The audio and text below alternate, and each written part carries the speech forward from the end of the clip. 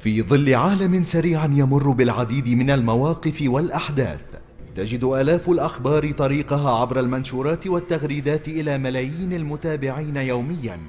لكن مهلاً، هل يمكنك تحديد الملفق من الحقيقي؟ هذا هو ركيزة عملنا عبر شبكة إعلاميون من أجل صحافة استقصائية عربية. أريج، أول مؤسسة عربية في مجال صحافة الاستقصاء.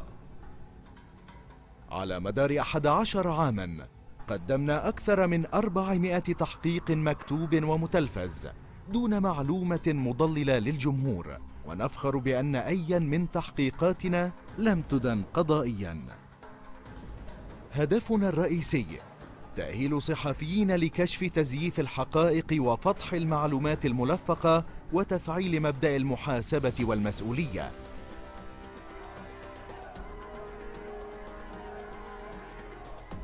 بشهادة الجمعيات اللي زارت السجون التونسية وبشهادة اللي الموقوفين السجون التونسية اليوم ما تعرفش حالات تعذيب. من مهد الربيع العربي كشفنا تزييف الحكومة التونسية آنذاك للحقيقة، وثقنا حالات تعذيب ممنهجة داخل السجون، وأوضحنا أن الثورة لم تمر من هنا.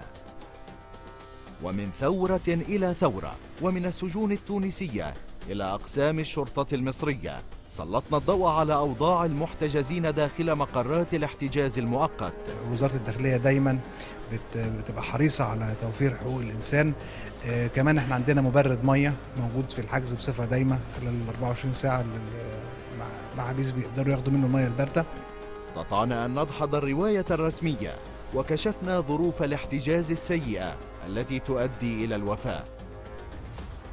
لا يتم هذا الأمر دون جهود فريق من المحررين والمشرفين. الشبكة في عمان برحب فيكم فردا فردا، بخاصة الأريجيين والأريجيات القدامى. كمان برحب بالأريجيين والأريجيات الجدد قيد التجربة والتدريب، وكذلك بجميع الضيوف العرب والأجانب من صحفيين استقصائيين ومدربين ومانحين. أرحب بكم في ملتقانا السنوي العاشر على شاطئ البحر الميت، أخفض نقطة على وجه الأرض، لكن هاماتكم الأكثر شموخاً بالاحتراف والمهنية العالية بين الصحفيين حول العالم. هذا المنتجع، أو مثل ما بتسموه المعتقل، يحفز الإلهام ويمنحنا قسطاً من الراحة قبل العودة إلى معترك حياتنا والتقصي تحت سطح الأحداث. قبل أن نبدأ، أرجو الوقوف دقيقة صمت حداداً على أرواح زملائنا وزميلاتنا ممن قتلوا وهم يغطون أحداث بلادهم، أو انتقاماً على ما كشفوه من فساد وإساءة استخدام السلطة في اليمن، العراق، سوريا وغيرها.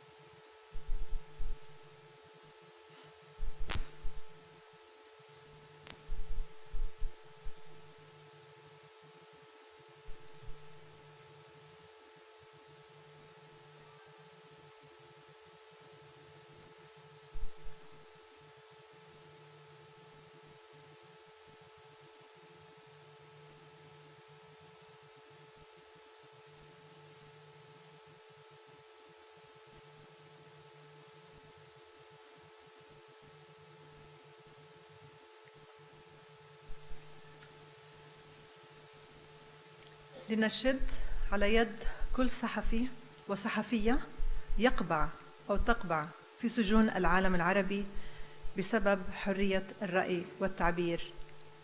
ثمن كشف الحقائق دون تزويق بات مرتفعاً جداً هذه الأيام، بعد أن اشتدت الردة على صحوات معرفة بالربيع العربي في غالبية دول المنطقة.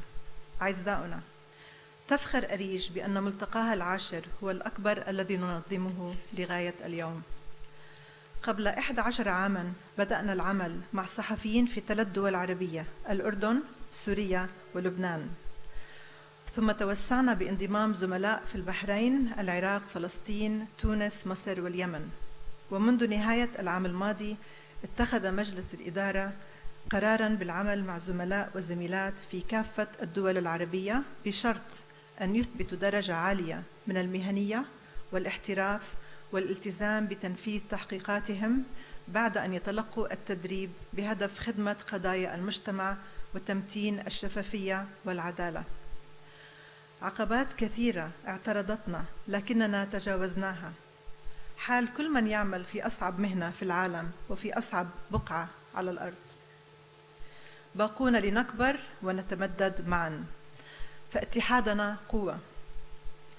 بعد سنوات من العمل والكفاح صار مؤتمرنا حدثاً سنوياً جاذباً حتى لمنظمات دعم إعلامي دولي لم تعد قادرة على العمل في أو السفر إلى عديد دول الوطن العربي الغاطس بالحروب وعدم الاستقرار السياسي. ليس أبداً كما كان الحال عليه عندما بدأنا في شبكة أريج. 5 شركاء أجانب قرروا عقد لقاءاتهم مع شركائهم العرب على هامش الملتقى لنحيي معاً ال IMS, ICFJ, CFI, EGN وانا إفرا.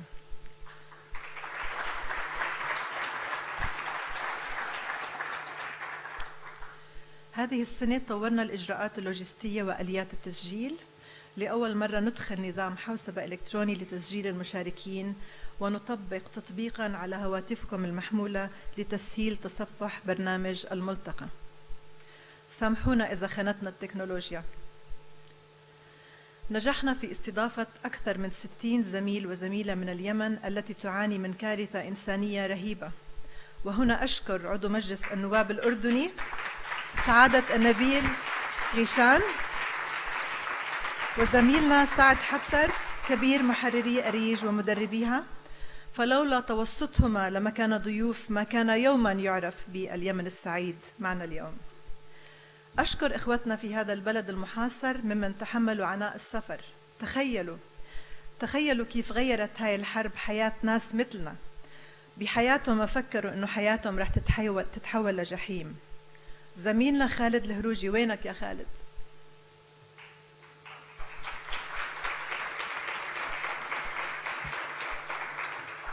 زميلنا خالد بيسكن على بعد 5 دقائق من مطار صنعاء، لكن تخيلوا اضطر لأن يركب السيارة لمدة 18 ساعة ويمر عبر 5 حواجز ونقاط تفتيش تابعة لسلطات مختلفة قبل أن تبدأ الرحلة من مطار سيئون إلى عمان.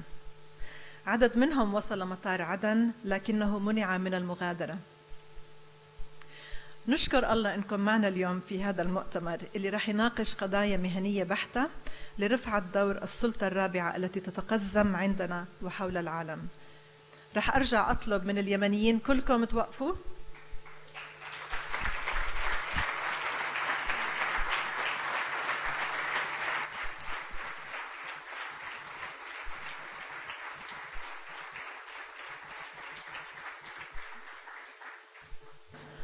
شكرا.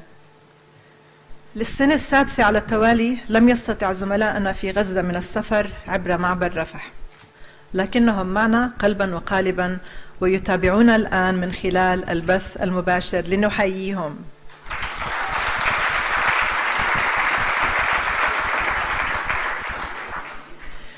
للمرة الأولى يشارك معنا نقيب الصحفيين الموريتانيين الأستاذ محمد سالم الداه. وينك أستاذ؟ مش موجود. طبعا نشكر الحكومة الأردنية اللي سهلت مهمة دخول الصحفيين وتحديدا من دول باتت جنسياتها مقيدة بفعل صراعات المنطقة. نأمل أن تستفيدوا من هذا الملتقى وجلساته الغنية، ذلك لأن الصحفي الاستقصائي دون مهارات رقمية وسردية مبتكرة لن يكون قادرا على توصيل قصته التي تستغرق شهورا عندما يكشف المستور. العالم يتقدم بطريقة متسارعة ولا بد لنا من مواكبة هذا التطور التقني والمهني. أرجو أن ترتدوا بطاقات التعريف الخاصة بكم في جميع الأوقات، لأنه سيمنع دخول من لا يحمل هذه البطاقة إلى قاعات التدريب والمطاعم حتى ولو كانوا أعضاء مجلس إدارة أريج.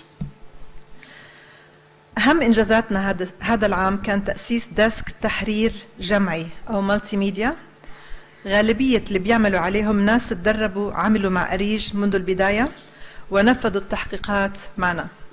عملية الإشراف متعبة ومرهقة، تستغرق أحيانا تبادل أكثر من 95 إيميل بين المحرر والصحفي. مرات كثيرة 7 نسخ أو 8 نسخ بيتم تداولها قبل أن تنقح النسخة الأخيرة وتضاف إليها المعالجات البصرية لتخرج على شكل قالب مالتي ميديا جديد. خلينا نشكر هدول المحررين.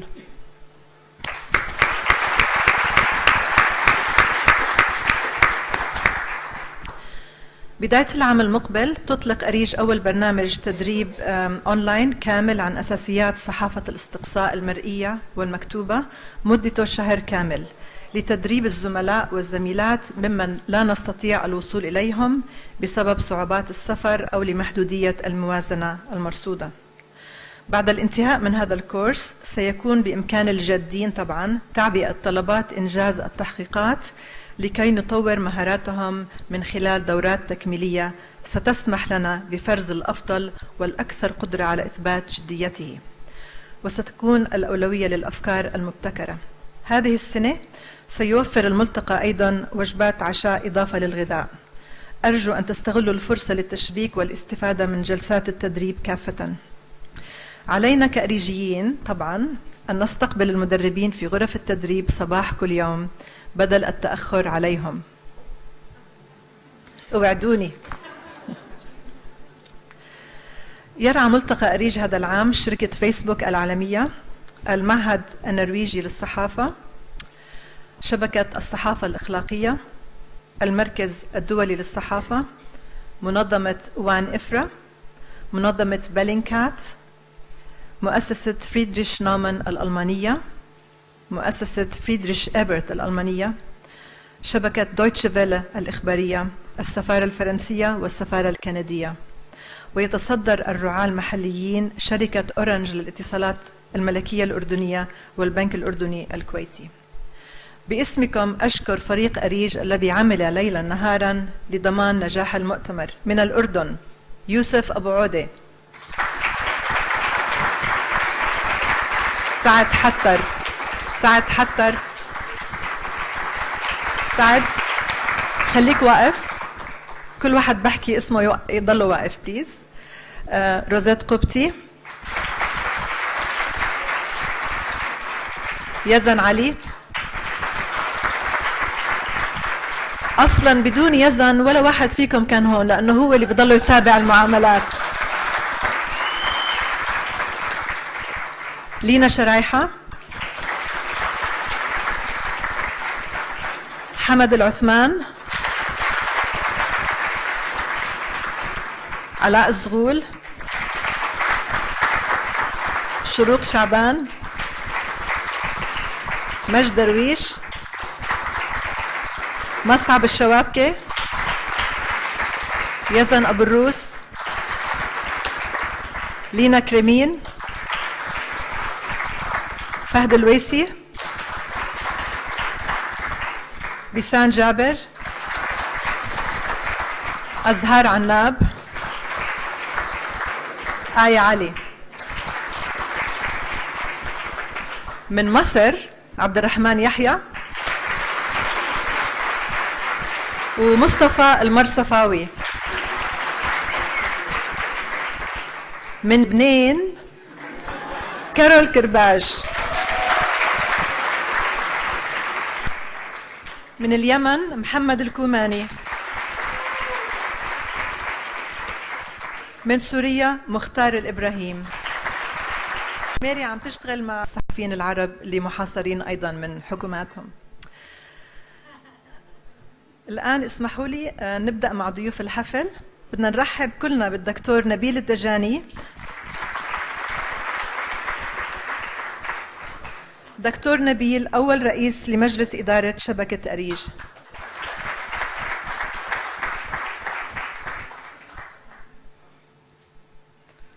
دكتور ندمان. لا أبداً. تفضل.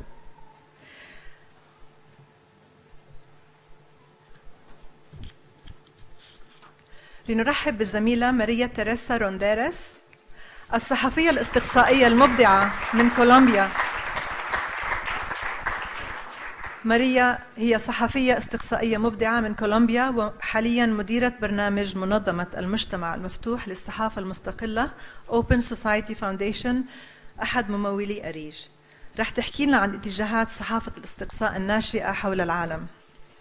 بدنا نرحب كمان بزميلنا فارس العقاد، رئيس برنامج الشركات الإعلامية في فيسبوك وإنستغرام. فارس رح يحكي لنا عن آخر الاستخدامات والتقنيات اللي بتهمنا كصحفيين وبخاصة كاستقصائيين. نشكرك ومنرحب فيك، أول مرة أنتم معنا. منرحب أيضا بزميلنا أسعد الزلزلي من العراق.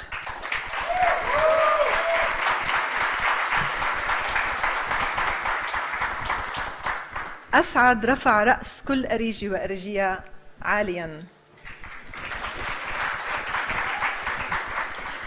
عندما حصد بتحقيقه مشروع رقم 1 جائزة النجم الساطع للصحافة الاستقصائية مناصفة في المؤتمر العالمي للصحافة الاستقصائية الذي عقد في مدينة جوهانسبرغ قبل أسبوعين.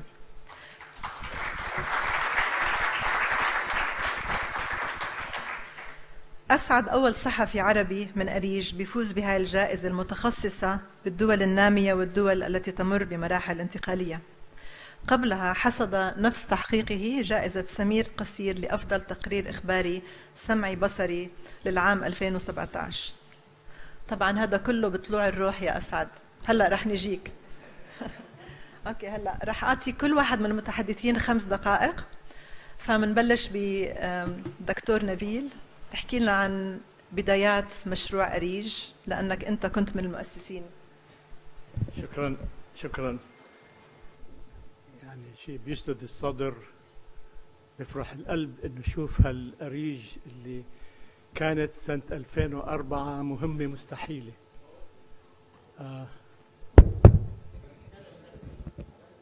هلا مسموع؟ بقول سنة 2004 كانت أريج مهمة مستحيلة. بدأت فكرة أريج عندما دعت المؤسسة الدولية لدعم الإعلام IMS مجموعة من الإعلاميين العرب للتباحث في أمور الإعلام العربي. كان الاجتماع في كوبنهاجن في الدنمارك، وكان بين المجتمعين بعتقد في كانت ماجدة أبو فاضل بعتقد موجودة بيننا، ماجدة أيوة، وإبراهيم حميدي من سوريا كان رئيس مكتب الحياة في دمشق. من المداولات اللي كانت هناك بعتقد أثير مشكلة نقص في الصحافة الاستقصائية. أذكر أنه ذكر أنه كان في أحد الصحفيين أحد الإعلاميين العرب أنشأ جائزة للصحافة الاستقصائية في أواخر 1999 بعتقد. واللجنة اللي مكلفة بإعطاء هذه الجائزة لم تستطع أن تعطي هذه الجائزة لأي صحفي، لأنه لم تجد أي مقال أو مقال استقصائي يمكن أن يأخذ هذه الجائزة. فبعد المداولات تقرر أنه نعمل صحافة استقصائية، وعرضت IMS تمويل مشروع توفير خبرات تدريبية في مجال الصحافة الاستقصائية بالتعاون مع الجمعية الدنماركية لصحافة الاستقصاء.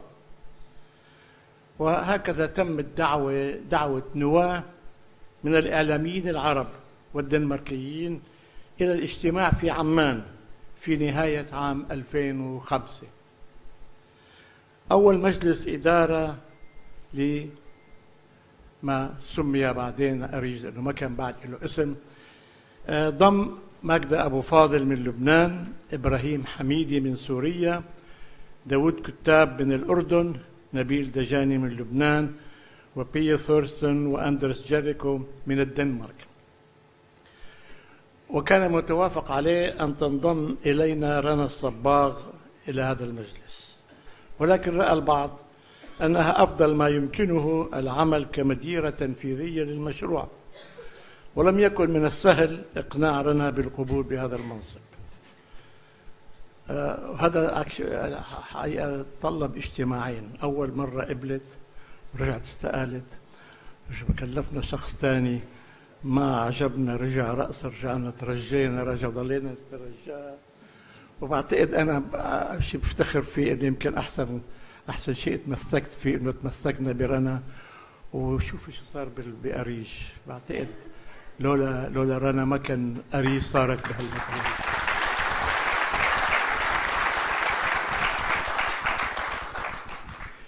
البداية لم تكن سهلة. أول مشكلة كانت اختيار اسم المؤسسة أو اسم أريج. هذا تم في اجتماع الثاني اللي صار في دمشق، عفوا الاجتماع الثالث. في الاجتماع الثاني كنا ببيروت، الاجتماع الثاني ببيروت هون وقتها اللي أقنعنا رنا بأنه تنضم، تمسكنا فيها وبقيت معنا.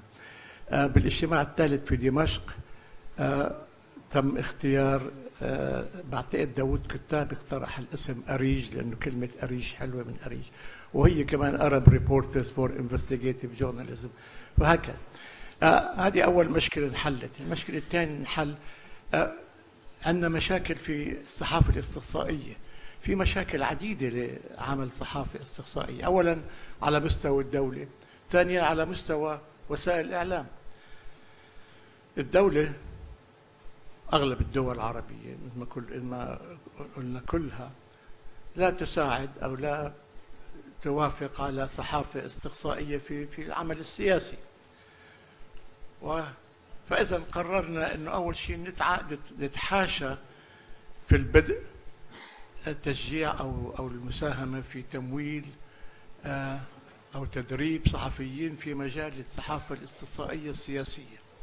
وإذا ننطلق أول شيء في الصحافة في الاستقصاء الاجتماعي والاقتصادي ومشاكل. كمان عندنا مشكلة ثانية، الصحافة نفسها، الصحفيين أو أصحاب الصحف وأصحاب المؤسسات الإعلامية منهم متقبلين لفكرة صحافة استقصائية. يعني أولا الصحافة الاستقصائية بدها تدريب خاص للصحفيين، بدها تمويل، لأنه هون كمان عملنا لتدريب مدربين في عمل الصحافة الاستقصائية وانطلقنا.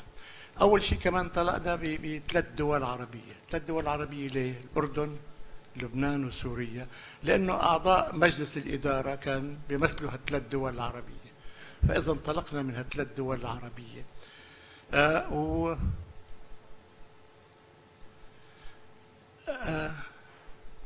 وهيك كان.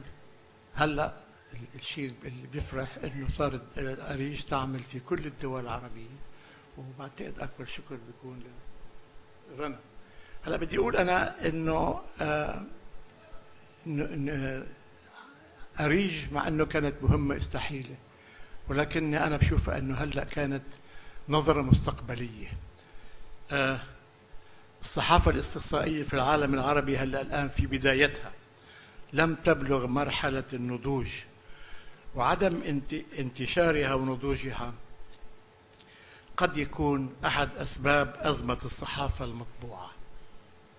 الصحافة المطبوعة لم تمت كما يدعي البعض، ولكن من مات هو أسلوب تحرير الصحف العربية التي لم يعد يتماشى أمام أو خلص الوقت لم يعد يتماشى مع هجمات مع العمل الصحافة الاجتماعية.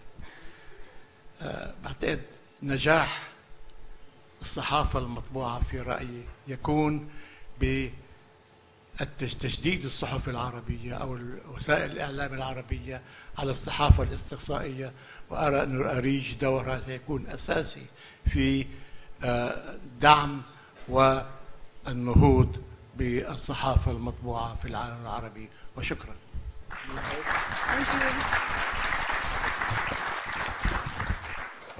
Maria, the floor is yours. Working? Yeah. So, thank you very much. Thank you, Rana, and to Arij, everybody, all the Arijis. Making this possible is very exciting. In my own name, as an investigative reporter that comes from a tough country like many of the countries you're covering today, and also in the name of Open Societies, which has supported Arij for many, many years, we are excited to see this organization expanding and its members doing some of the best investigative reporting in the world. So Rana just gave me a very easy task to delineate 5 trends in investigative journalism in 5 minutes. So, in other words, how to pull out a magic wand and read the future in 5 points. So I'm going to try and do that very quickly. So the first thing that we are seeing very, very clearly, because we support media all over the world, is cross-border investigative journalism is increasingly important to find the truth. The wrongdoings that hurt our societies crossed frontiers a long time ago, so we need to catch up. We need to do a lot of catch up. Financial crimes, environmental damage, people trafficking, kickbacks, bribes, abusive corporations, many go beyond one country. So to understand them, we have to team together, and it's the cheapest and the best way that technology has allowed us to work. Is like many of you are working, but increasingly in many parts of the world are working, from the Paradise and the Panama Papers with the ICIJ to many like the REPI investigative reporting network in Latin America, to investigative reporting networks in Europe. People are getting together cross-border to follow the money, from London to Africa, to follow the money that has been siphoned out of the African countries, for example. The second trend is join other professionals. People who are doing really good investigative journalism are joining other professionals. They're not just working among journalists, they're working with engineers, of course, with designers, of course, but sometimes they're working with doctors. That you probably have seen some of the most amazing work, investigations that have proven all the attacks against medical facilities in Syria have been done together with forensic architectures, together with designers, together with doctors. So it is very, very important to mix with other professions. The third big trend we're seeing is you have here one of the most organizations that is more advanced in this area, which is the open source investigative reporting, the open source investigations. Of course, I'm talking about Bellingcat, that it's here and it's giving a workshop and a talk, which I am very, very glad. What we are doing today, they tell me, is just the top of the pyramid. Systematic searching, good observations, good use of tools will allow investigative journalists to do wonders. Connect all public data. For example, we will see the day in which we can connect all public databases in the world that are open, and an algorithm that can learn as you use it and will become a sort of Google of public databases. So you just put a name, a public company, a registration, and it will immediately pop up. So artificial intelligence machines can do the mechanics, but investigative journalists still have to do the thinking. Wouldn't it be wonderful? Now, the third thing that is happening today that we see is that closer and closer we're seeing ethics going together with safety. So these wonderful machines that are enabling you to connect with other professionals in other countries and are enabling you to do really amazing investigative reporting even from your desk are also becoming very powerful machines to survey you, to persecute you, to know what you're doing. So these two words go always together. As we closing spaces, as we see growing legal restrictions, legal abuse, security and ethics. The huge power of machines have to be used with very strict professional ethics. The conversation with your public has to be ethical, transparent, honest, highly professional, or they will lose faith in you.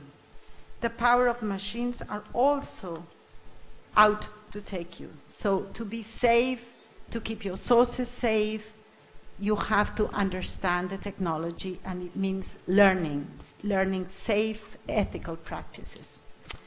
And then finally, last but not least, I think the most important trend we're seeing, and it's the most exciting trend, is journalists are learning to listen to the public, to work with their communities. You are not alone. From the experiment of election land to the experiment of cross-check in France, or to corrective in Germany, or to Chicas Poderosas in Latin America, the public has a lot of knowledge and a lot of expertise, so you can use it for your own passion to discover the truth. You will connect better if you know how to include them.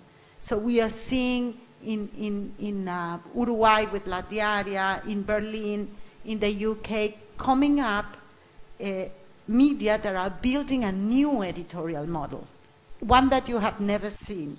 It's a new editorial model that brings in the public, and the journalist is just a curator, an explainer.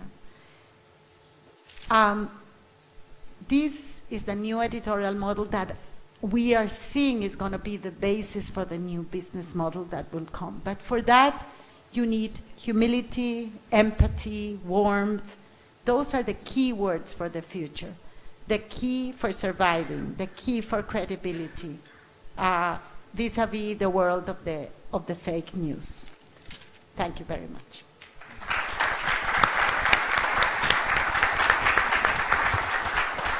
Thank you. Muchas gracias. De nada. Fares.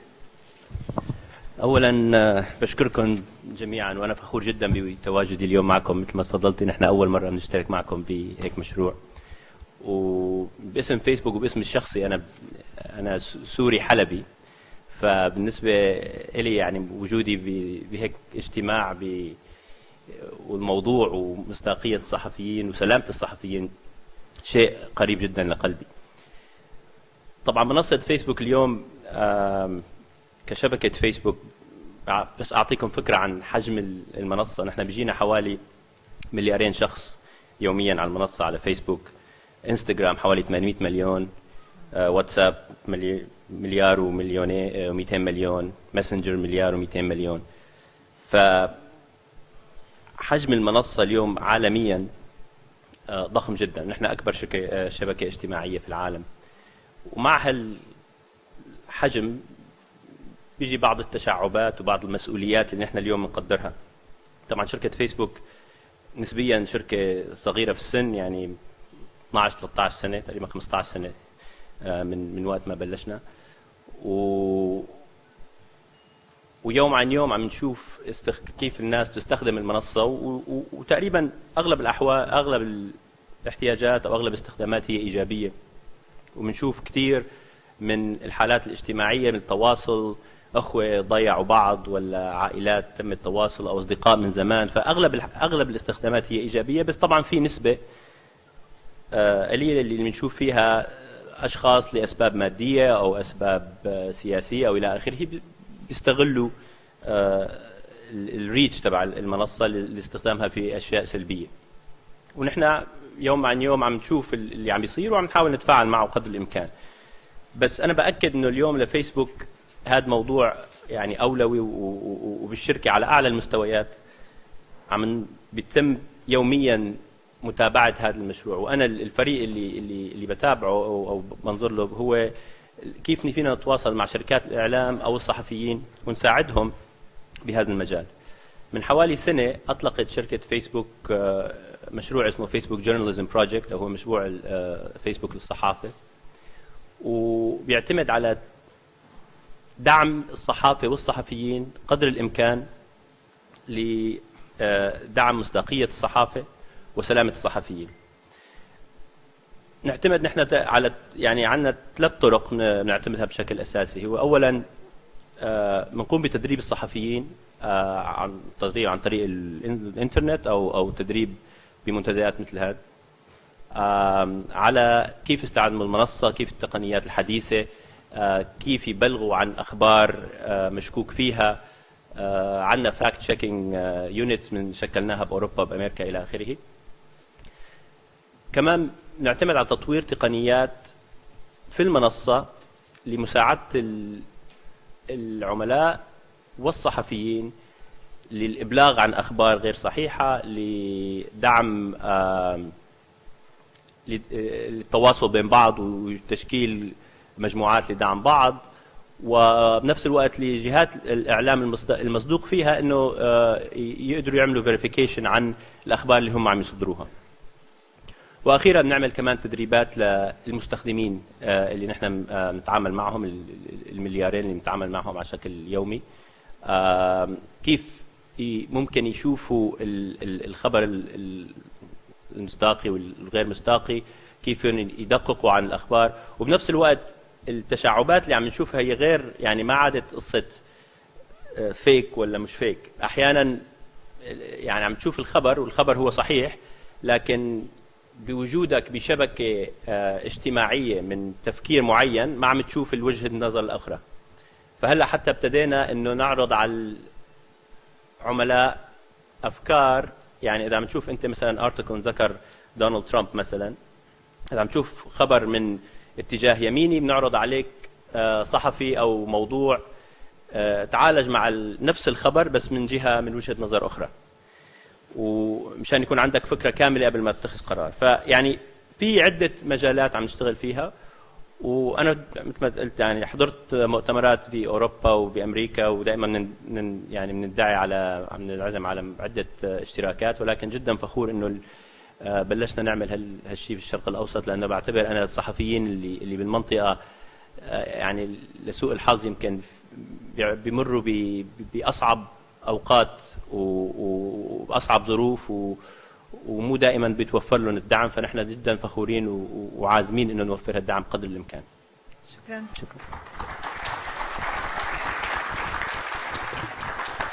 كلمة إلي؟ سعد، كلمة إلي؟ احكي بكل صراحة هلا. بكل صراحة. يقولون صغير القوم خادمهم. صغير القوم راح يهرب الآن يعني من الكلام. طبعا انه نتكلم اليوم عن الجائزة وعن حصولي على الجائزة، اعتقد انه اني فرد من أريج ومن صحفيين استقصائيين عرب، وافتخر انه اني مثلتهم وامثلهم، وانه حصلنا على هاي الجائزة حتى نبين حجم العمل اللي دا تقوم به أريج سنويا، والملفات الكبيرة اللي دا نفضحها ودا نقدمها. دا نشوف ملفات في شتى المجالات، في حقوق الإنسان، في الفساد، في شبكات مختلفة نحن نفضحها. لذلك كان المشروع رقم 1 من بين هذه الملفات. دعنا شوي نتحدث عن أول دخولي لأريج والطامة الكبرى في السنة الأولى التي اشتغلت مع أريج، عندما اختفيت 3 أشهر وتوقعت رنا وتوقع أحمد سليمان إنه خلاص راح فل أسعد الزلزلي. كان هذا أول إصرار لي مع النفس إنه لازم أختفي وأرجع بتحقيق، مثل ما دخلت مع أريج وتعلمت أسس الصحافة الاستقصائية لازم أعود وأسجل حضوري. وخرج التحقيق وهو تجارة الشيطان. وبوقتها يعني حضرتني مقولتين لرنا أول ما دخلت بالتدريب، قالت يجب أن تكونوا ثائرون، يجب أن تكونوا ثائرون على الظلم، على الفساد. بصراحة هو هذا واقع الصحفي العربي وخاصة العراقي. احنا بالعراق من أكثر من عقد نعاني من الفساد، من الإرهاب، من الظلم. يجب أن نكون ثائرون. هذا اللي شدني. وبنهايتها من كانت بملتقى أريج وكانت تسلمني الجائزة، قالت أتذكرها أنه عذبتنا يا أسعد، والظاهر أنه مستمر العذاب مع أسعد الزلزلي، لكن الحمد لله والشكر أثمر عن جائزة بالأخير، جائزة تمثل أريج وتقدم لأريج ما تستحقه، وهي حصلت على الجوائز. المشروع رقم 1 يعني هو حال كل التحقيقات اللي بأريج. أعتقد بالنسبة لي كان يعني أكثر مشروع حظي بالتوثيق، حظي بالتتبع، حظي بأن يكون شاسع وواسع بكل ما يخص موضوع مهم جدا في العراق، وهو حرمان أطفال العراق من حق التعليم. كانت الفكرة بداية طرحناها على الورشة التي كان يعني من المفروض أن نكون بها مع الأستاذ يسر فودة، ورحب بها أستاذ يسر فودة وطورها معي. هو بده يقتلني اليوم، متحمل عليه كثيرا زين. وطورناها مع بعض واستمرت لأشهر وأشهر هذه الفكرة، وحاولنا أن نوثق أولا بأول، نبين ما نزعم من فرضية في التحقيق كانت تقول بأن هناك شخص يعني يرتبط بأحد الأحزاب في العراق سرق أكثر من 200 مليون دولار مخصصة لبناء المدارس لإيواء الأطفال، بسبب أنه العراق يعاني من أزمة كبيرة بالتعليم. لا زال الأطفال العراق يدرسون في مدارس طينية، لا زال يدرسون في صفائح حديدية لحد الآن، لا زال العراق بحاجة إلى أكثر من 20,000 بناية مدرسية. هذا دفعنا أن نبحث عن السبب، وكان السبب هو ما زعمنا بأنه الفساد، واستطعنا بعد مشوار طويل عريض أن نوثق هذا الفساد بكل مراحله، بكل ألاعيبه، بكل ما حاول من خلال هذا الشخص أن يتلاعب على القانون، وأن يحاول أن يخفي جرائمه، أو حاول ما نزعم أن نقول بأنها جريمة بسرقة ما يعتاش عليه أطفال العراق من أجل الدراسة. بعد 5 سنوات أعتقد كما قالها أحمد سليمان قبل بأن جائزة الصحفي هي إحقاق الحق. أعتقد أن الجائزة الأهم اللي حصلنا عليه بأريج هو الحكم بالسجن ل7 سنوات على هذا الشخص، ومصادرة أموال المنقولة وغير المنقولة. مو بس أنا، كثير من الصحفيين الأريجيين أنا شفتهم دائما يفرحون بأن يبحثون في مواضيع ويحققون الحق، والجائزة تكون بأن ينال الجاني عقابه، وهذا ما حدث في المشروع رقم 1. هذا الشخص لم ييأس كما أعتقد لحد هذه اللحظة، يعني حتى استغل أبسط ثغرة به من أردنا أن نعطيه حق الرد، وسعينا أشهرا لنعطيه حق الرد، وأتينا إلى عمان حتى بعث بالمحامي وحاول أن يلتاف علينا بأن يقول هذا المحامي لا يمثلني. هذا الشخص وكما تعلم رنا لأيام طويلة حتى تمكنا من جلب تحقيق استقصائي آخر وجلب كل الوثائق المطلوبة، وهو درس آخر لي لأتعلم من خلال أن يكون التوثيق في كل مرحلة يجب أن يتعلمه الأريجي. وبالتالي ولله الحمد خرج المشروع رقم 1، وبالدرجة الأساس أعاد جزء من الأموال لأطفال العراق الذين لربما سيساهم بعودة بعضهم إلى الدراسة، وأيضا حقق الحق بالحكم ل7 سنوات على هذا الشخص.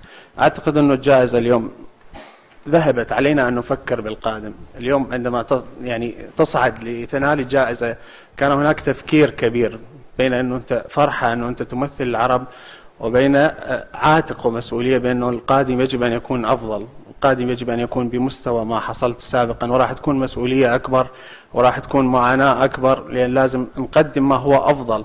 يعني بس يذكرني حالتين بالجائزتين يعني أبين من خلالها أنه رغم كل السوداوية اللي نعيشها بالوضع العربي، ورغم كل الكبت واللي نشوفه، أذكر بسمير قصير كانت هناك 4 فتيات مسيحيات من يعني صديقات لي يمسكن الإنجيل أو يمسكن الصليب ويدعين من أجل أن يفوز أسعد الزلزلي.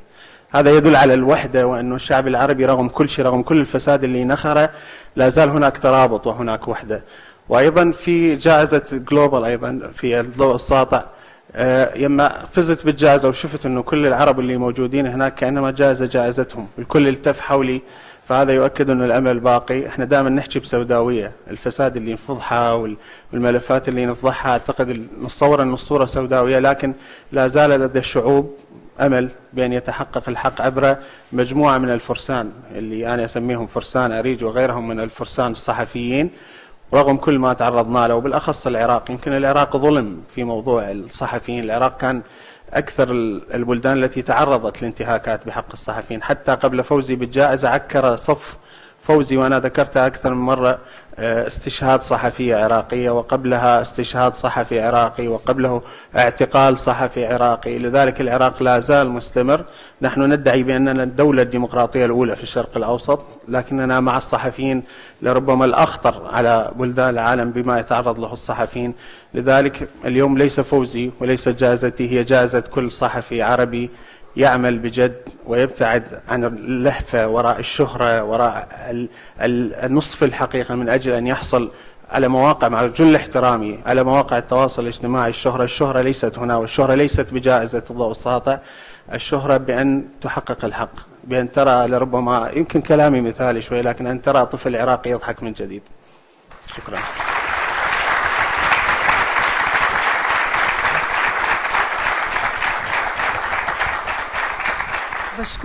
بشكر دكتور نبيل لأنك حكيت وقتها كان مشروع مستحيل، بس بجوز كانت نظرة للمستقبل، كنت عم تفكروا بالمستقبل، فغلطة فظيعة كانت غلطة منيحة.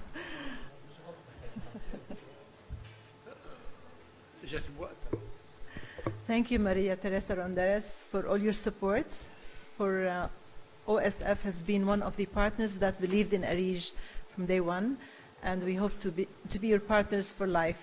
شكرا فارس، وإن شاء الله هي بداية شراكة مع كل الأريجيين، وأسعد إن شاء الله عقبال الجوائز الثانية، ومنيح اللي صرت ترد على الإيميلات وبطلت تختفي كتير. هلأ رح نرحب بزميلتنا رولا الأمين اللي عملت سابقا مراسلة في الشرق الأوسط لفضائيتي الجزيرة والCNN بالإنجليزية.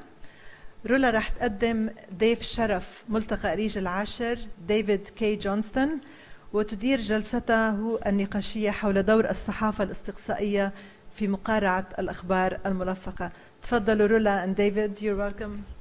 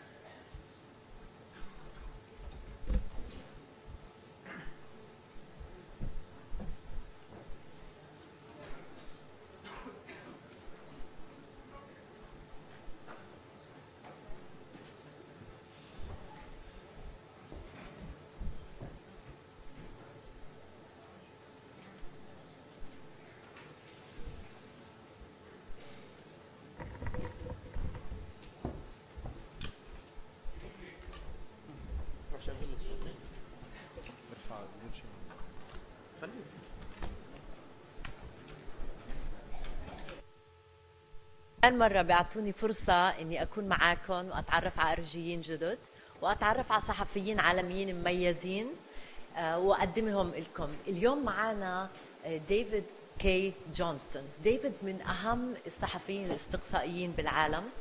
هو ليس فقط صحافي استقصائي يعمل من عمره 17 سنة، هو كاتب كتب، هو كاتب عمود، هو مؤلف، وهو محاضر. ديفيد بال 2001 أخذ جائزة البوليتزر برايز عن تقارير عملها للنيويورك تايمز. بدنا نقول هاي التقارير كانت مميزة لأنه هو كشف، بديش أقول ثغرات، بدي أقول عورات النظام الضرائبي في أمريكا اللي بيسمح للناس الأغنياء أو المتنفذين بأنه يقدروا يتهربوا من دفع الضرائب المتمثلة عليهم. ديفيد كمان تابع دونالد ترامب ل8 سنين، وبال 2016 كتب كتاب اسمه The Making of Donald Trump. ديفيد كبعد هذا الحكي كمان هو مشهور لأنه بيتابع كتير، يعني عنده بحس مهمة إنه يتابع شو بيصير بالبيت الأبيض ويكتب عنه تقارير مميزة اللي بتفرج الناس هل اللي بيصير بالبيت الأبيض شو راح يكونوا تأثيره عليهم. فأنا راح أقدمه بالعربي، بس بدي راح أسأله بالإنجليزي لأنه بجوز أسهل. في حزمة من المواضيع اللي ممكن نستفيد منها من ديفيد. بدي أبدأ أول إشي بديفيد. We have an array of issues that we can discuss with you. But first we want to start with, what do you think are the main strength points that you had where you started at 17 and you made all these successes and you made yourself this name? What do you think? Can you give us some tips and if you want to say some insights on how did you do it? I try to follow the philosophy my wife, who is the CEO of a very successful charity, does. Always do your best. We are very privileged that we are in the only occupation where we get paid to tell the truth. If your doctor comes to you and says there's something terribly wrong with you and you're not going to be around very long, he or she is telling you the truth, but they were paid to diagnose you. We are paid to tell the truth. We should be proud of the fact that our job is to tell the truth. When we can't tell the truth because of forces beyond our control, we should try our best to figure out how to get as close to the truth as we can. And when we don't tell the truth, we should be very ashamed. But as an investigative reporter, and you have made all these successes, what do you think are the main elements that would make an investigative reporter get to the truth and be able to deliver that truth to the public? Most journalism consists of accurately quoting the official version of events. There's a little joke in America that the difference, this was during the Cold War, between Soviet newspapers and American newspapers was that in the Soviet newspapers you got the official version of the truth. In the American newspapers you also got the official criticisms of the official version of the truth. We in this room are all in the unofficial business. We are in the business of finding what is hidden. And the way you do that is you have to understand how things work. So you want to learn everything you are writing about or broadcasting about at the level of principle and theory. If there's anything else people remember from today, it's don't learn the mechanics of things, learn at principle and theory. When I was assigned to examine and expose the Los Angeles Police Department, which until I came along was universally treated as the most honest, effective, efficient police department the world had ever seen, the very first thing I did was go look up, well, how did we get police? Police don't exist in the ethers. They're not a natural thing. Somebody had to come up with the idea of policing. Where did that come from, and what's the history of it? After I retired from the New York Times and I began teaching at Syracuse University in the law school and the graduate business school, I taught my students the law of the ancient world. And both courses I taught, we began with Hammurabi's Code. Because if you want to understand the law today, you need to understand the way it developed and the history of it and the principles of it. So whatever you are examining, the first thing you want to do is learn, well, what's underlying this? And keep in mind that advances in human knowledge create new needs.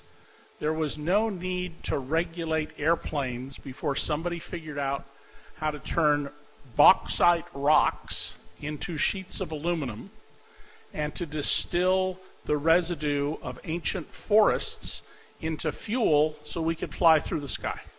David, if I may interrupt you, because we just had a conversation.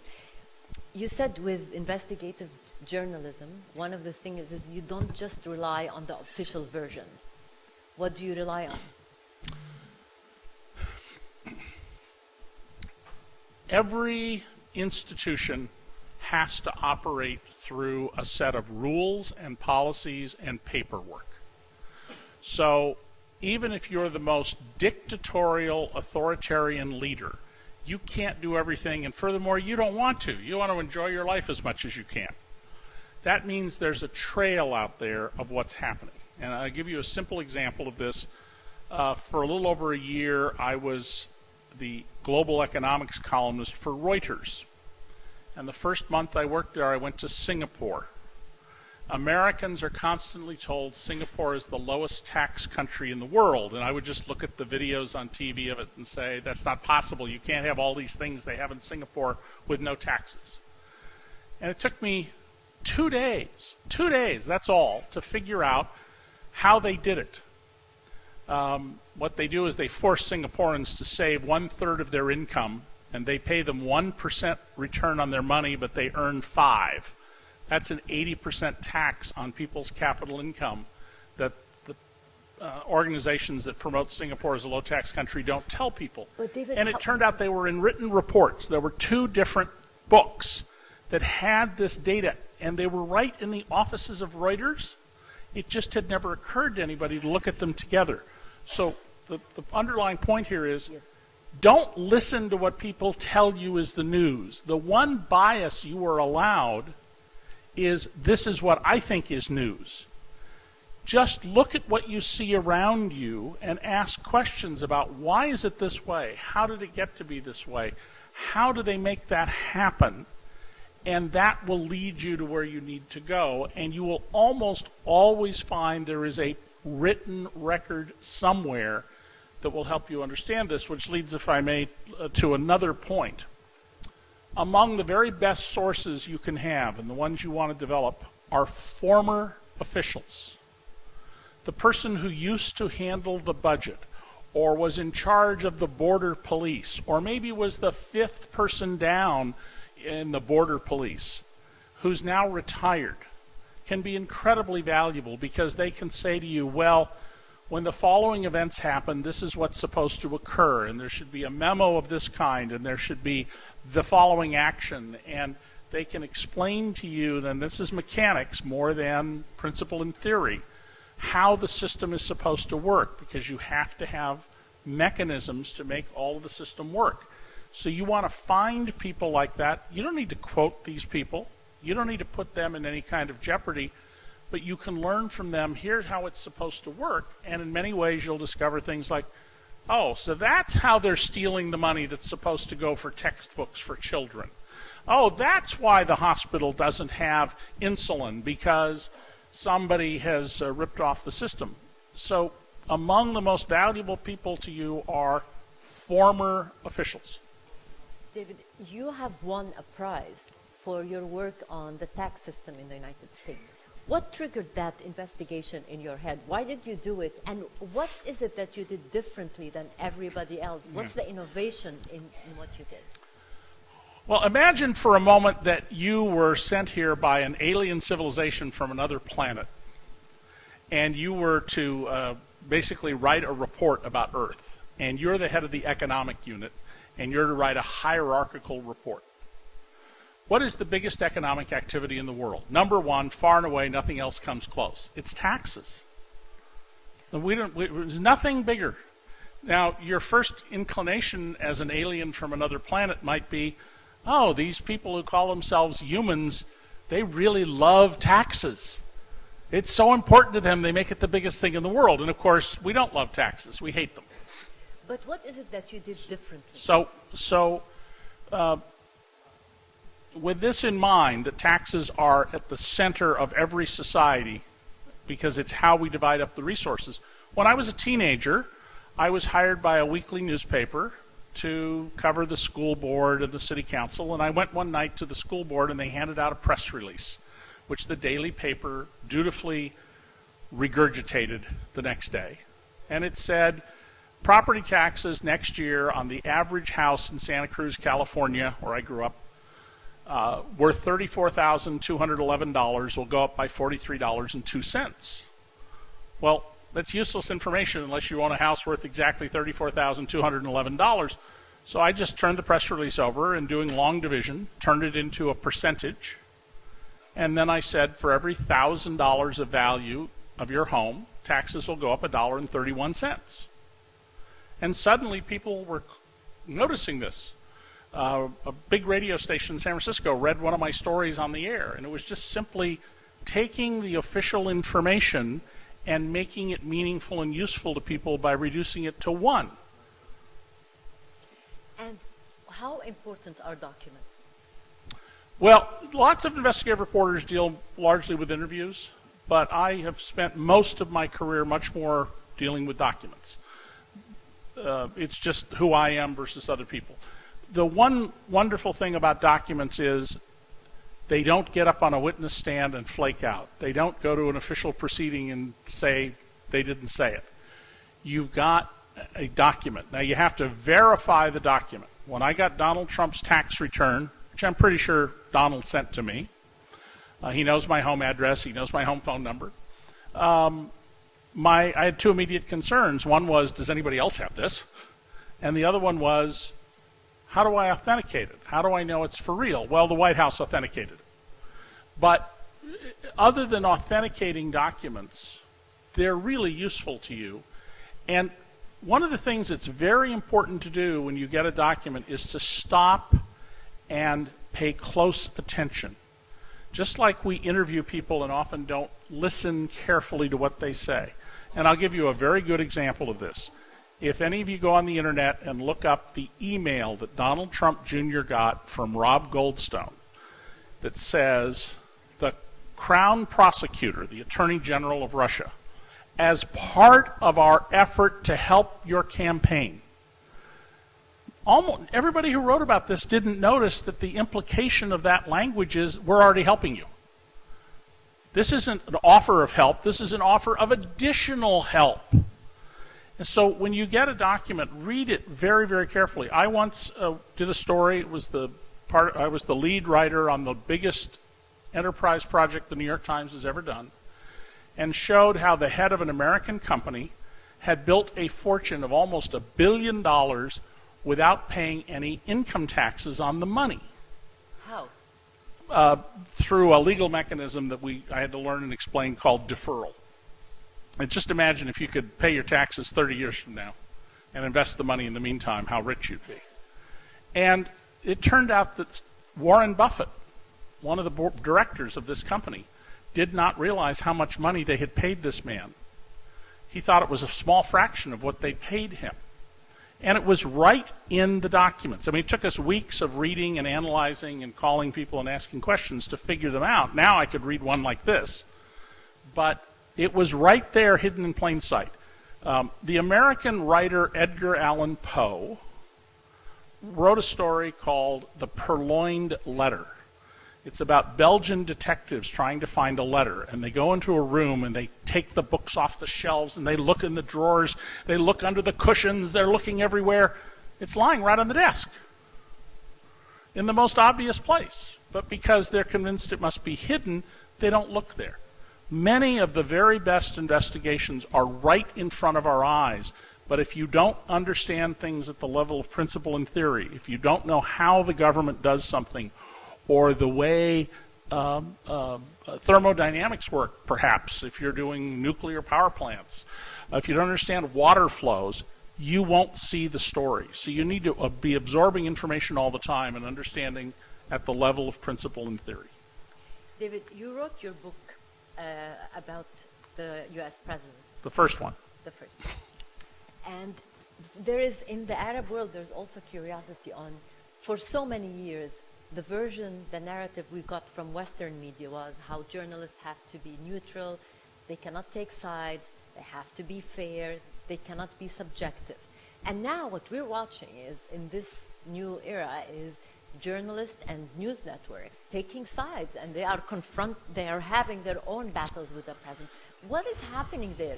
Is this an exceptional period, or is there a transformation in that wisdom that we thought was the pillar for doing good journalism? Well, that is a really good question, so let me draw a distinction first. I'm no longer a reporter.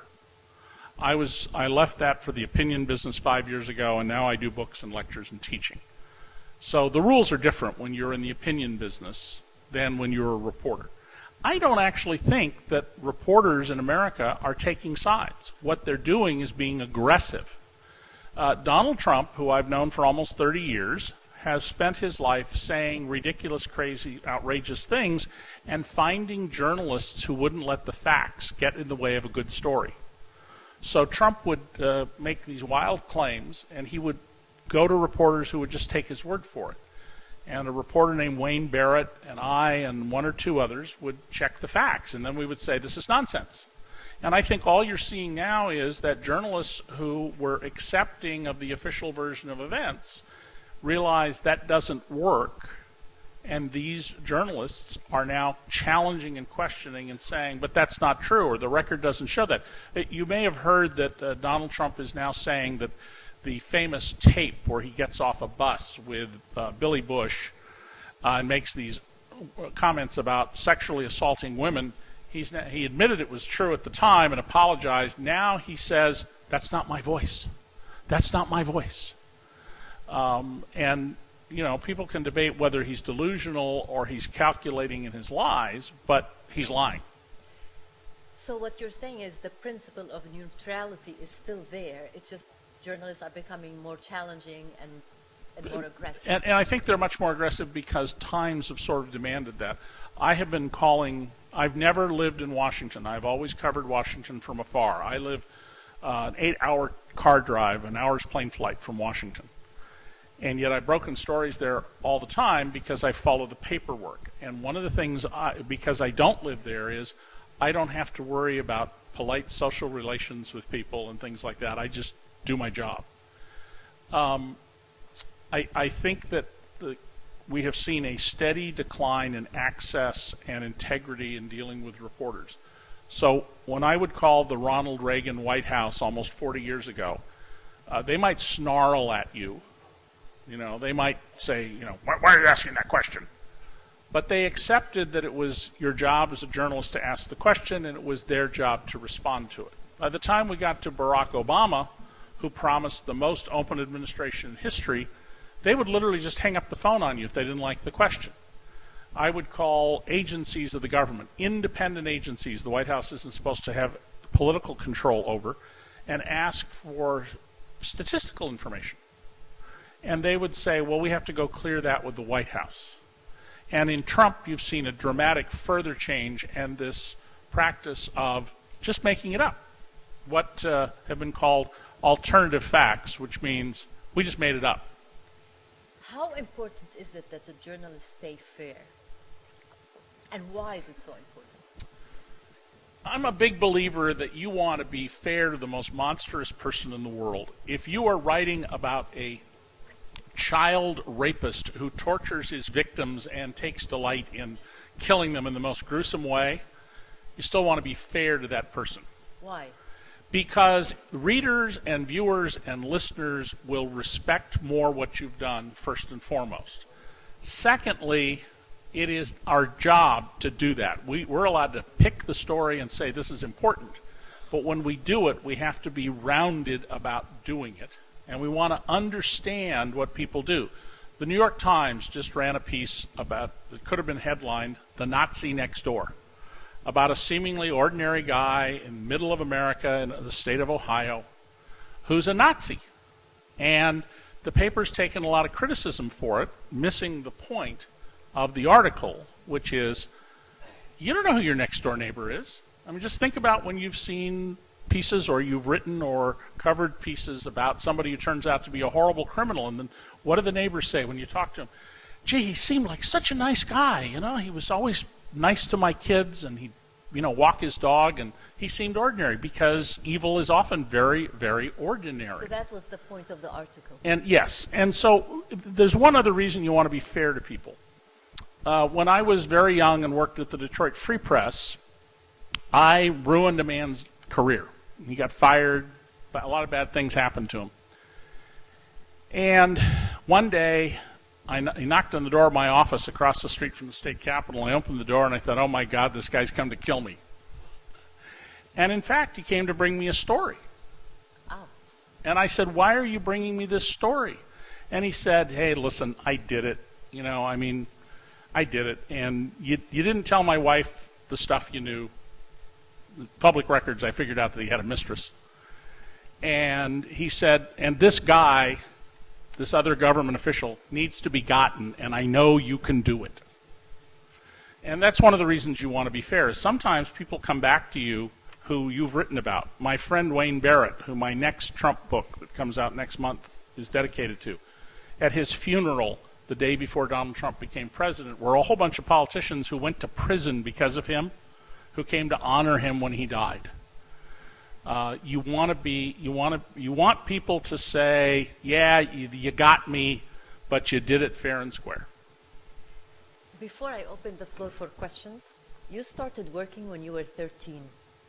Well, I started working when I was 10. 10. Full-time 13. I was going to school and working full-time. Can you tell us a little bit how you grew up and how you managed your way up in journalism? Yeah. Well, I grew up in a very unusual household. My mother was an only child who would have inherited a huge fortune, except that she testified against her father in a court case and he disowned her. And my father was, who grew up in New Orleans, was a 100% disabled veteran of World War II, but like most disabled people, he worked anyway. He had a third grade education, but he read a book every day. And so I went to work at 10 to help the family and full-time at 13, and when I was 17 and winning all sorts of high school speech contests, the local weekly paper asked me to write a column, and after the first column they asked me to write a feature, which took me 6 hours because I didn't know what I was doing. And then I started writing these stories where I simply did the math to take numbers that meant nothing to people and made sense out of them. Million, billion, trillion doesn't mean anything to people. What makes sense to people is what I call the power of one. This building was, instead of saying this building cost $10 million extra, it's this building was supposed to cost $2 a square meter less, and it cost $5 a square meter more. Those are the kinds of numbers people can relate to.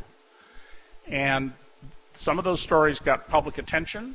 And when I was 18, the San Jose Mercury, one of the biggest, richest papers in America, recruited me. When they found out how old I was, they laughed at me. And then the first opening they had when I was 19 years old, they hired me. 19. And 3 years later, I'm a homeowner. My parents never owned a home. 4 years later, I have 5 children because I got married when I was in high school. And you got married when you were in high school? 17, yes. But I just worked, and I freelanced. I wrote magazine articles to make extra money. I started stringing for the New York Times, and I had the good fortune to work for a reporter named Wallace Turner, who was so good, he had a personal contract with the New York Times permanently stationing him in San Francisco. That was a condition of his employment. They had to keep him in San Francisco. And Wally used to say 2 things that I try to teach other journalists. One is, your job, son, is to go and mine that great mountain of bureaucratic paperwork to find that golden nugget of fact, which after you have polished it up, will put your byline onto the front page of the newspaper. And the other saying he had was, everybody out there will see A, B, and C. Your job is to figure out where D, E, F, and G, and H are. And sometimes you have to jump ahead to Q. And then the only trick is you got to write it up in a way that people understand it. I have one last question after the last question. You told me, do you have to have an assignment as an investigative journalist in order to do good journalism that requires investigation and that would really bring the truth out? You have to have an assignment. You mean someone telling you what to do? Does it have to have the headline of you are an investigative journalist? Yeah. I've spent my whole career self-directed. The deal I made with every newspaper was, I'm going to do what I want to do. That's that you came to me, I didn't come to you for a job, and I'm going to do what I want to do. And there's a big event, breaking news, airplane crashes, I'm all in, but the rest of the time, don't tell me what to do. I'll tell you what I'm going to do, and you buy or don't buy. But there was an underlying principle I lost track of here that you wanted me to... You told me a story about when the LA Times banished you to... Yeah. So after I had exposed the Los Angeles Police Department as being incompetent, ineffective, and having spies undercover in Moscow and Havana and all sorts of other stuff like this, and other investigations of the local power elite, I was banished to what we used to call the women's section. It was called Features. And when I got there, I just did a very simple thing. I just said, well, I'm still going to do investigative reporting, so I wrote what I called investigative features.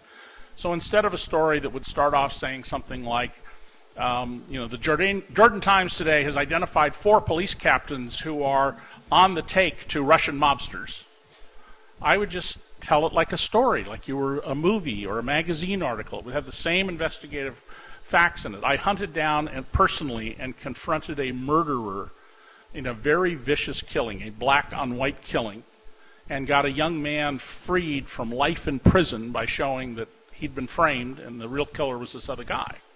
But we didn't write it that. We wrote it as a feature story.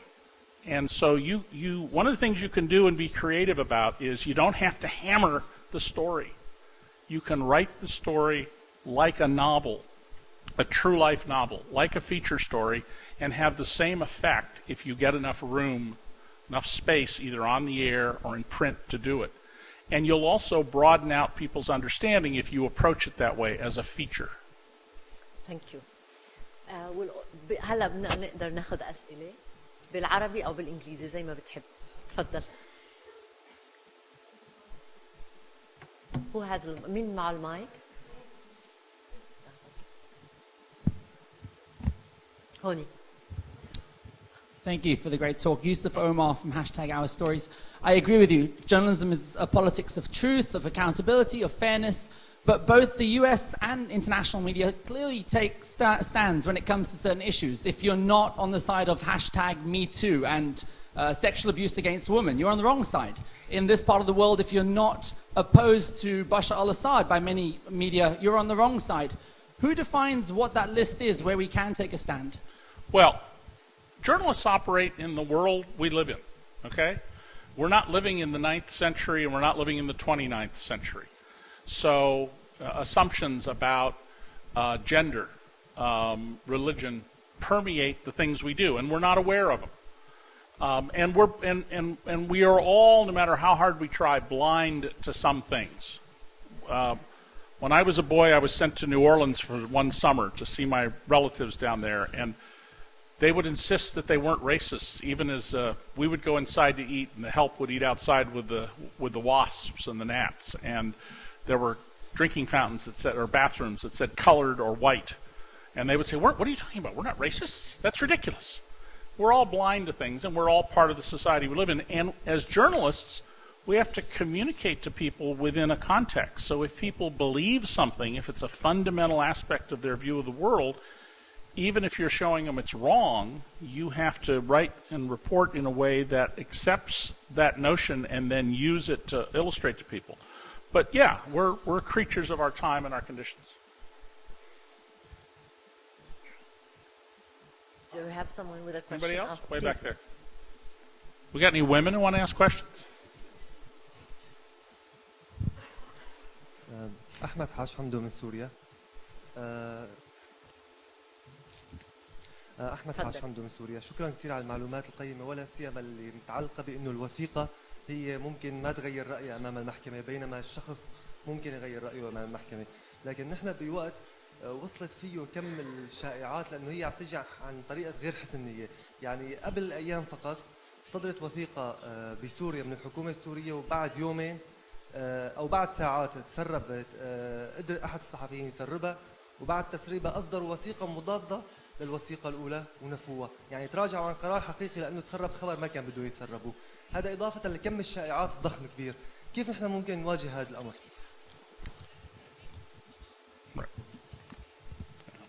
So basically, what do you do when the government sets you up? I actually had this happen to me once in America, where the police chief in Los Angeles issued multiple copies of a memo, figuring that if I quoted the memo, he could figure out which of the people who got the different memos the data had been leaked to. I felt sorry for the poor secretary who had to write 8 versions of this, or however many there were. Did you fall for it? No. Well, what I did is the document was so juicy, so right up to date, it was just too good to be true, so I didn't quote it. I didn't quote it directly. I was suspicious of it. But to your fundamental question, there's no reason you can't express doubt about the integrity of the document. If there's a confession in court and you have every reason to believe it was beaten out of somebody, quote the confession and point out that the suspect, appeared in court with bruises or limping or whatever, and try and impeach the document. And I understand you guys work under conditions, you men and women, that are, at least for the moment, unbelievable, could not happen in America. That may change. But you have a much tougher time. But don't hesitate to impeach the document, and you can impeach it indirectly. testimony was presented in writing that so-and-so confessed that he was an enemy of the state, and the guy was dragged in shackles and limped on the way out, and people get the message from your description that's factual that nobody can object to. I actually want to add something. If the government ended up changing its position because the document was leaked to the press, then you have already achieved something. Yes, that's a very good point. Now, Yes. before I get the floor to someone else, I have a question because I think everybody's mind is, with the book, The Making of Donald Trump, how did you go about it? I mean, how do you go about making such a book on such a high-profile personality with everybody writing about him, everybody's curious? How do you get the edge? Well, some of this was just luck. In 1988, when I left the LA Times because I was toxic, the editors didn't want me around, I went to Atlantic City because I believed, Atlantic City, New Jersey, on the east coast of the U.S., because I believed, as a result of a United States Supreme Court decision, that we were, over the next 20 or 25 years, going to see casinos spread everywhere. And the issue was, the mob ran the casinos in Nevada. New Jersey claimed it cleaned them up. Did it really? Can you clean up a vice-ridden industry like gambling? And met Donald Trump right away. And my immediate reaction on meeting him was that he's P.T. Barnum. P.T. Barnum was a 19th century American who ran a museum full of hoaxes. Come see the amazing two-headed woman and the Fiji mermaid. And everybody knew they were hoaxes. Very quickly, as I got to know Trump, the people around him, including his own executives, all said he doesn't know anything about the casino business. And it was like, he owns 2 casinos. How can you own a casino and not know anything about the business? But quickly it became apparent he didn't know anything about the business. How did he run the casino without knowing anything about because the business? He paid people who knew what they were doing, and then he interfered with them and he got rid of them. And his casinos were among the first to fail because he's an incompetent businessman. And I say that, by the way, as somebody who has founded a successful small business on the side when I was at the New York Times. It's 2-bit business, but it's well-run and successful. So I began to realize that Trump was a very important force in America. I mean, here's a man, he's rich. He's not a billionaire, but he's rich. And he's getting national news accounts when he claims that the singer Madonna, the actress Kim Basinger, formerly Alec Baldwin's wife, and Carla Bruni, later the First Lady of France, are sleeping with him. And he hasn't met 2 of them, and the third one calls him a lunatic. And yet, it's national news in the United States. And I went, this guy is an important cultural force. Pay attention to him. So even when I stopped writing about him directly, I built up files. I built up about 20,000 pages of files. And before, you were gathering these files even though you didn't exactly know what you were going to do with it. I have lots of files like that. I used to rent 2 big storage lockers for hundreds of bankers' boxes, and then the digital era came along and they've been digitized. And before Wayne Barrett died, he gave me all of his files. And he had better and bigger files than I did. He's a much better reporter than I am. And so I immediately tried to get a book sold in 2015 when Trump announced. And I said on a whole bunch of interviews, he's serious this time. He had been talking about running for president since 1985. Well, in 2012, when he ran, all the politics reporters treated him as a serious candidate, and 2 journalists in America, me and a man named Lawrence O'Donnell, who's on television, were the only ones who said, he's running for a new contract for his TV show. He will quit the minute he gets a new contract. When he did, the politics reporters felt foolish. They were ashamed and embarrassed. So when he ran in 2015, they said, this is a joke, he's not really running. And I kept saying, you don't know the man, I know the man, he is serious, he's going to run. I wrote articles aimed at journalists pointing out that Donald has been a criminal his whole life, that he was deeply involved with a major international drug trafficker in ways that make no sense whatsoever unless he was in business with him. And then what he did makes perfect sense. And nobody would touch this stuff. I've had television crews from 12 foreign countries come to my home I live 350 miles, 500 kilometers from New York City.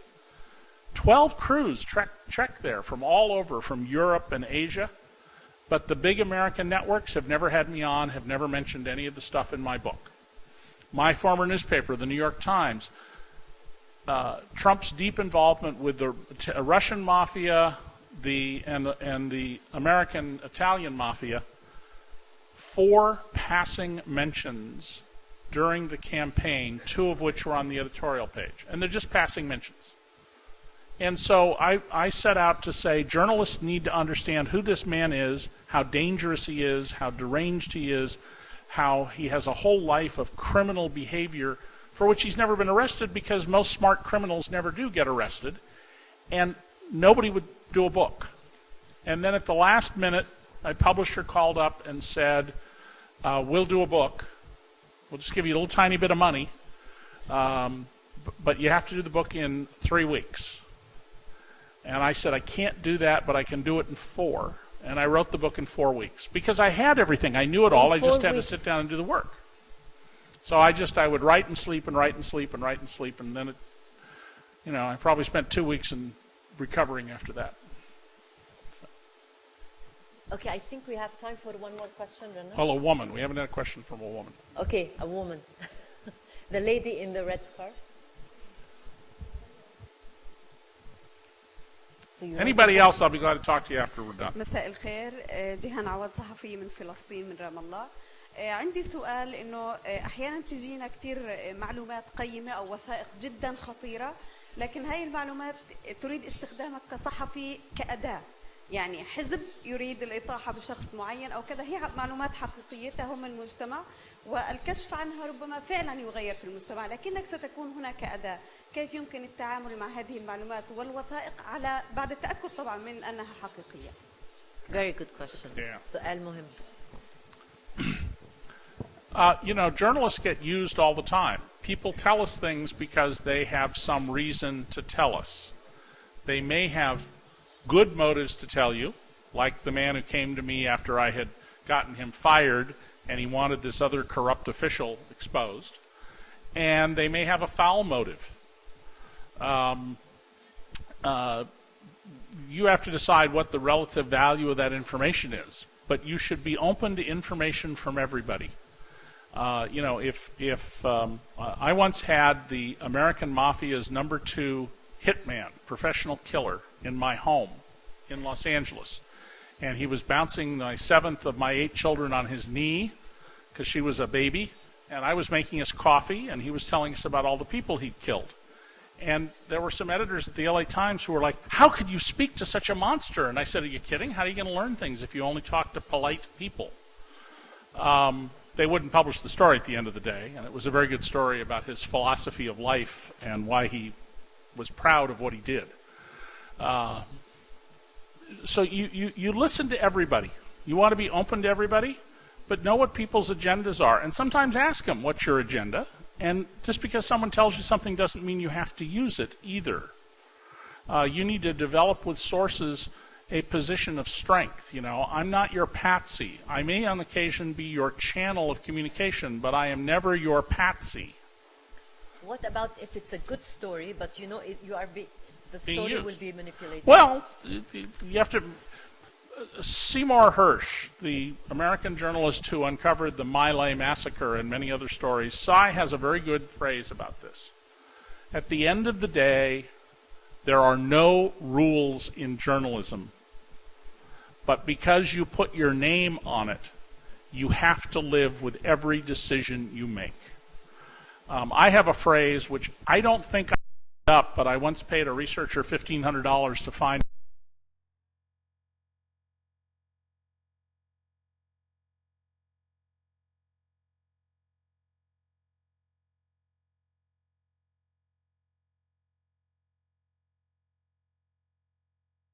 jail. Reporters signed theirs on the front page for everyone to see. Thank you very, very much, David. It was a pleasure and an honor.